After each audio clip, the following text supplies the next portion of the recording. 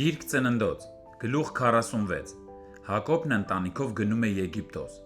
Եվ Իսրայելն իր ամբողջ ունեցվածքով ճանապարհ ընկավ և եկավ Բերսաբեե և իր հոր Իսահակի Աստծուն զոհեր մատուցեց և Աստված գիշերային տեսիլքով խոսեց Իսրայելի հետ և ասաց. Հակոբ, Հակոբ, և նա ասաց. Ահա ես, և նա ասաց. Ես եմ Աստվածը քո հոր Աստվածը, մի վախենա Եգիպտոս իջնելուց, որովհետև ես քեզ այնտեղ մեծ ազգ եմ դարձնելու, և քեզ հետ Եգիպտոս կիջնեմ, նաև անպայման կհանեմ, և Հովսեփը կդնի ձեռքը քո աչքերի վրա։ Եվ Հակոբը ելավ Բերսաբեեից, և Իսրայելի որդիները տարան իրենց հայր Հակոբին և իրենց երեխաներին և իրենց կանանց այն կառքերով, որ Փարավոնն ուղարկել էր նրանց տանելու համար, և առան իրենց անասունները և իրենց ունեցվածքը, որ Քանանի երկրում կուտակել էին, Հակոբը և իր ամբողջ սերունդն իր հետ, իր որդիներն ու իր որդիների որդիներն իր հետ, իր աղջիկները և իր ամբողջ սերունդն իր հետ Եգիպտոս բերեց։ Եվ սրանք են Իսրայելի որդիների անունները, որ Եգիպտոս եկան. Հակոբը և նրա որդիները, Հակոբի անդրանիկը, Ռուբեն, Ռուբենի որդիները, Ենովք, Փաղուս, Էսրոն և Քարմի, Շմավոնի որդիները, Համուել և Համի, Օհադ և Յաքի և Սահար ու քանանացի կնոջ որդին Սավուղ, Ղևիի որդիները, Գերսոն, Կահատ և Մերարի, Հուդայի որդիները, Օնան ու Սելոմ, և Փարես և Զարա, բայց Էրը և Օնանը Քանանի երկրում մեռան, և Փարեսի որդիները Էսրոն և Համուլ։ Իսաքարի որդիները Թավղա և Փուա և Հոբ ու Սամրոն։ Զաբուղոնի որդիները Սարեդ և Էլոն և Հաղել։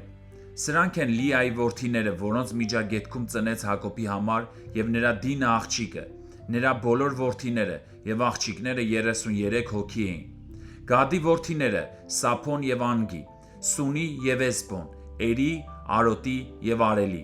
Ասերի որդիները Հեմնա, Հեսուա, Հեսուի և Բարիա, և նրանց քույրը Սարա և Բարիայի որդիները Քաբեր և Մախքիել։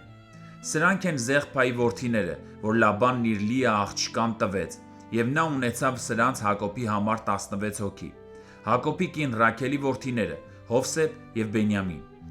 Հովսեփի համար Եգիպտոս երկրում Մանասեն և Եփրեմը ծնվեցին, որոնց Արեգ քաղաքի քուր Պետափրեայի աղջիկ Ասանետն ունեցավ նրա համար։ Բենյամինի որդիներն էին Բաղա, Բոքոր և Ասբել, Գերա և Նեեման, Էհի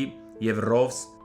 Մուփիմ, Ոփիմ և Արեդ։ Սրանք են Ռաքելի որդիները, որ ծնվեցին Հակոբի համար, բոլորը 14 հոգի էին։ Դանի որդին Հուսին։ Նեփթաղիմի որդիները Հասիել, Գունի, Յասիր և Սիլեմ։ Սրանք են Բաղղայի որդիները, որ Լաբանն իր Ռաքել աղջկանը տվեց, և սա Հակոբի համար ծնեց սրանց, բոլորը 7 հոգի։